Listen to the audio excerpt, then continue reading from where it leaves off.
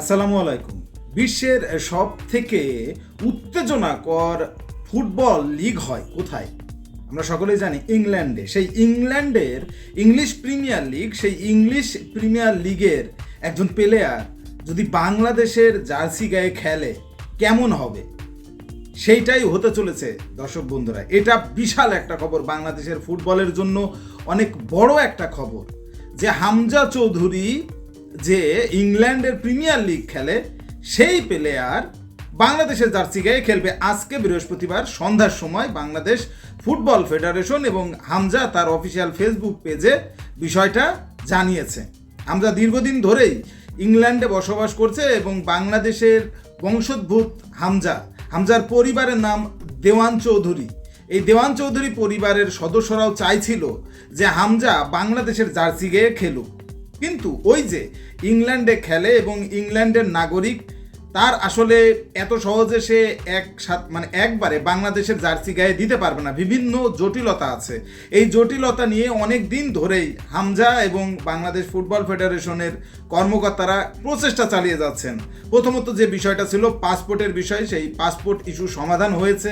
এর পরবর্তীতে আর যা প্রসেস আছে, বাংলাদেশ ফুটবল ফেডারেশনের সাথে একসাথে বসে সকল প্রসেস প্রক্রিয়া শেষ। হামজা এখন বাংলাদেশের জার্সি গায়ে খেলতে পারবে। এটা বাংলাদেশের ফুটবলের জন্য অনেক বড় একটা ব্যাপার, অনেক বড় একটা ঘটনা। কারণ হামজার যে কোয়ালিটি, সেই কোয়ালিটি মানের প্লেয়ার কিন্তু বাংলাদেশে নাই। সেই জায়গা থেকে বুঝতে হবে জিনিসটা, যে ইংলিশ প্রিমিয়ার লিগ খেলে যে প্লেয়ার, তার কোয়ালিটিটা কোন জায়গায়। সেই হামজাকে এখন যদি আমরা পাই এবং আমাদের ফুটবলাররা যদি তার সাথে রুম শেয়ার করতে পারে, ড্রেসিং রুম শেয়ার করতে পারে, তাহলে কি হবে? তাহলে সেই বড় মাপের স্বপ্নটা তারা দেখতে পারবে, সেই বড় মাপের স্কিলটা তারা দেখতে পারবে, সেই এক্সাইটমেন্ট ফুটবলের আসলে কোন কোন জায়গায় আরও ভালো করা যায় সেই বিষয়গুলো নিয়ে তারা জানতে পারবে। তাদের স্কিলের উন্নতি হবে, সর্বোপরি বাংলাদেশ লাভবান হবে। এবং হামজা এখন আসলে খেলবে কবে, সেটা এখন একটা বড় প্রশ্ন। কারণ বাংলাদেশের জাতীয় ফুটবল দলের আগামী যে মিশন, সেটা কিন্তু 25 মার্চ, এবং সেটাও বাংলাদেশের প্রতিদ্বন্দ্বী প্রতিবেশী দেশ ভারতের সাথে, যেটা এশিয়া কাপের বিশ্বকাপ বাছাই পর্ব, এবং সেই ম্যাচটা মার্চ মাসের 25 তারিখ হবে।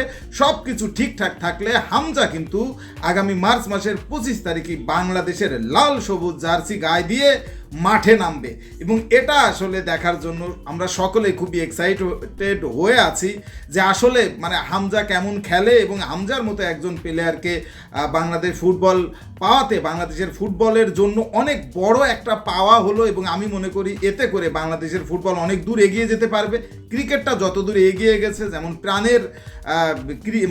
প্রাণের খেলাধুলা বলতেই আসলে আমরা আমাদের প্রাণ থেকেই বলে ক্রিকেট, কারণ ক্রিকেটে আমরা বেশি ম্যাচ জিতি, ফুটবলে তেমন একটা ম্যাচ জিততে পারি না। এই কারণে ফুটবলের প্রতি আসলে ভালোবাসাটা তেমন আমাদের নাই। এই জায়গা থেকে আমি মনে করি ফুটবলের প্রতিও ভালোবাসা তৈরি হবে, এবং ফুটবল একসময় বাংলাদেশের মানুষের প্রাণ ছিল, প্রাণের খেলা ছিল ফুটবল।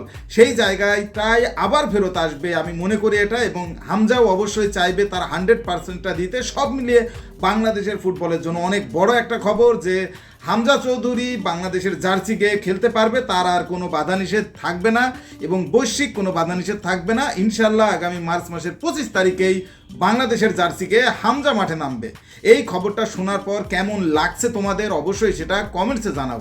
স্পোর্টসের সর্বশেষ আপডেট জানতে দেরি না করে স্পোর্টস পেপার চ্যানেলটি এক্ষুনি সাবস্ক্রাইব করে বেল আইকন বাজিয়ে দাও। ধন্যবাদ।